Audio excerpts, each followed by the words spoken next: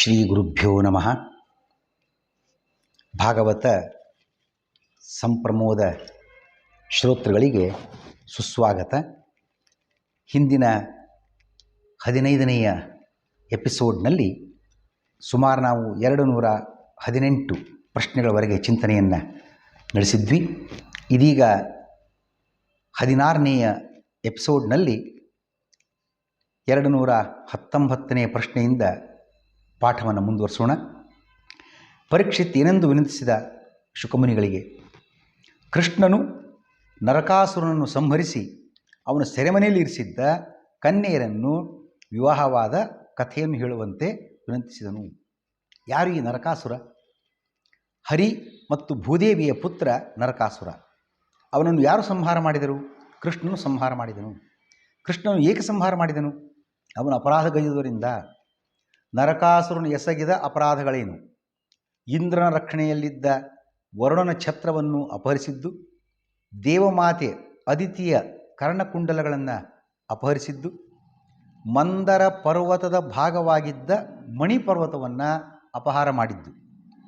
ಇಷ್ಟೇ ಅಲ್ಲ, ಇದೆಲ್ಲಕ್ಕಿಂತ ಹೆಚ್ಚಾಗಿ 16,100 ಕನ್ಯೆಯರನ್ನು ಒತ್ತಾಯದಿಂದ ಬಂಧಿಸಿ ತಾನು ವಿವಾಹವಾಗಬೇಕು ಅಂತ ಬಯಸಿ ಅವ್ರ ಮೇಲೆ ಒತ್ತಡ ಹೇರಿ ಅವರು ಒಪ್ಪಿರಲಿಲ್ಲ, ಸೆರೆ ಮೇಲೆ ಹಾಕಿಬಿಟ್ಟಿದ್ದ. ಅವರು ಅಲ್ಲೇ ಕೊಳಿತಾ ಇದ್ದರು. ಇವೇ ಮುಂತಾದವು ನರಕಾಸುರನ ಅಪರಾಧಗಳು. ಈ ನರಕಾಸುರ ಸಂಹಾರಕ್ಕೆ ಯಾರು ಪ್ರಾರ್ಥಿಸಿದ್ದರು? ಇಂದ್ರನು ಪ್ರಾರ್ಥಿಸಿದ್ದನು. ನರಕಾಸುರನು ಎಲ್ಲಿ ನೆಲೆಸಿದ್ದನು? ಪ್ರಾಗ್ಜ್ಯೋತಿಷಪುರದಲ್ಲಿ ನೆಲೆಸಿದ್ದ. ಈ ಪ್ರಾಗ್ಜ್ಯೋತಿಷಪುರಕ್ಕೆ ಇವತ್ತಿನ ಹೆಸರೇನು? ಅಸ್ಸಾಂ. ಅದೇ ಅವತ್ತಿನ ಪ್ರಾಗ್ಜ್ಯೋತಿಷಪುರ. ಕೃಷ್ಣ ಪ್ರಾಗ್ಜ್ಯೋತಿಷಪುರಕ್ಕೆ ಹೋಗುವಾಗ ಅವನ ಜೊತೆಗೆ ಯಾರಿದ್ದರು?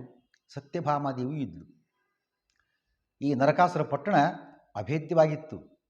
ಭಾರೀ ತಯಾರಿ ಮಾಡ್ಕೊಂಡಿದ್ದವ, ಯಾರೂ ಶತ್ರುಗಳು ಒಳ ಬರಬಾರದು ಅಂತ. ಈ ಪಟ್ಟಣವು ಹಿಮಾಲಯದ ಎತ್ತರದ ತಪ್ಪಲು ಪ್ರದೇಶದಲ್ಲಿತ್ತು. ಗಿರಿದುರ್ಗ, ಪರ್ವತದ್ದೇ ಒಂದು ದೊಡ್ಡ ದುರ್ಗ ಎಲ್ಲ ಇರ್ತದೆ ನೋಡ್ರಿ, ಕೋಟೆಗಳು ಅಂತ ಅರ್ಥ. ದುರ್ಗ ಅಂದರೆ ಗಿರಿದುರ್ಗ, ಪರ್ವತ ಪ್ರದೇಶ ದಾಟಿ ಬರೋದೇ ಕಷ್ಟ. ಶಸ್ತ್ರದುರ್ಗ, ಜಲದುರ್ಗ, ಅಗ್ನಿದುರ್ಗ, ವಾಯುದುರ್ಗ, ಒಂದೊಂದು ಕೋಟೆಗಳು. ಒಂದು ದಾಟಿ ಒಳಗೆ ಬರಲಿಕ್ಕೆ ಯಾರಿಗೂ ಆಗಬಾರದು, ಇಷ್ಟು ಭದ್ರ ಕೋಟೆ ನಿರ್ಮಾಣ ಮಾಡಿಕೊಂಡಿದ್ದ. ಇದರಲ್ಲದೆ ಒಳಗೆ ಒಬ್ಬ 6,000 ಮುರಪಾಶಗಳಿಂದ ಕೂಡಿತ್ತು. ಮುರಪಾಶ ದುರ್ಗಗಳು, ಖಡ್ಗಗಳು ಅಲ್ಲೆಲ್ಲ ಬಂದರೆ ಕತ್ತರಿಸಿ ಹಾಕ್ತದೆ ಯಾರು ಬರ್ತಾರೆ ಅವ್ರನ್ನೆಲ್ಲ. ಜೊತೆಗೆ 5 ತಲೆಯ ಒಬ್ಬ ಮುರಾಸುರ ಇದ್ದ, ಅವನು ಕಾವಲು ಕಾಯ್ತಾ ಇದ್ದ ಪಟ್ಟಣವನ್ನು. ಹೀಗೆ ನರಕಾಸುರನ ಪಟ್ಟಣ ಅಭೇದ್ಯವಾಗಿತ್ತು. ಅಭೇದ್ಯವನ್ನು ಭೇದಿಸಿದವನು ಕೃಷ್ಣ.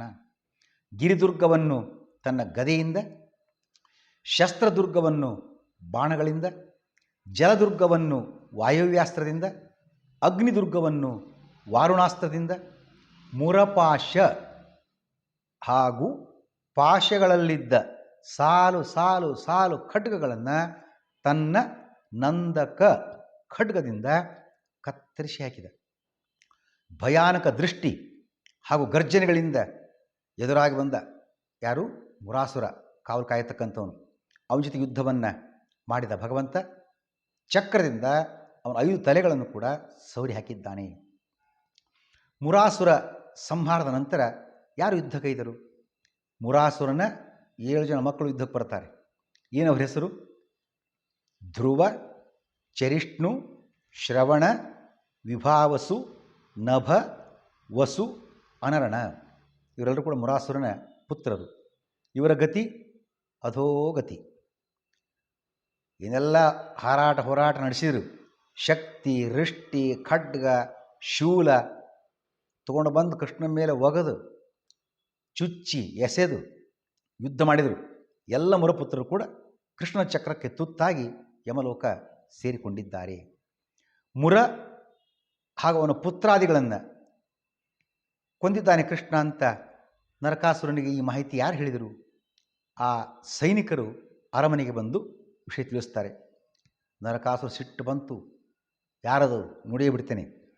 ತನ್ನ ಸೇನಾಪತಿಗಳ ನಾಶದಿಂದ ಕೋಪಗೊಂಡ ನರಕಾಸುರ ಸೈನ್ಯದೊಂದಿಗೆ ಹೊರಬಂದು ತಾನೇ ಶತಘ್ನಿ ಮುಂತಾದ ಆಯುಧಗಳನ್ನು ಕೃಷ್ಣನ ಮೇಲೆ ಎಸೆದು ಘನಘೋರ ಯುದ್ಧ ಮಾಡಿದ್ದಾನೆ. ಕೃಷ್ಣನು ಆನೆಯ ಮೇಲೇರಿ ಬರುತ್ತಿದ್ದ ನರಕಾಸುರನ ತಲೆಯನ್ನು ಕತ್ತರಿಸಿದ್ದಾನೆ. ನರಕಾಸುರ ಸಂಹಾರವಾಯಿತು. ನರಕ ಚತುರ್ದಶಿ ಅಂತ ನಾವು ಆಚರಿಸ್ತೇವೆ ದೀಪಾವಳಿಯ ಪ್ರಾರಂಭದ ದಿನವೇ. ಯಾಕೆ ಆ ಹೆಸರಿಗೆ ಕಾರಣ ಏನು? ಆಶ್ವಯುಜ ಕೃಷ್ಣ ಚತುರ್ದಶಿ ಅವತ್ತು ನರಕಾಸುರ ಸಂಹಾರವಾಗಿದ್ದರಿಂದ ಆ ದಿನಕ್ಕೆ ನರಕ ಚತುರ್ದಶಿ ಅಂತ ಹೆಸರು. ಚಿಂತನೆಯನ್ನು ಕೃಷ್ಣಾರ್ಪಣೆ ಮಾಡೋಣ. ಶ್ರೀಕೃಷ್ಣ.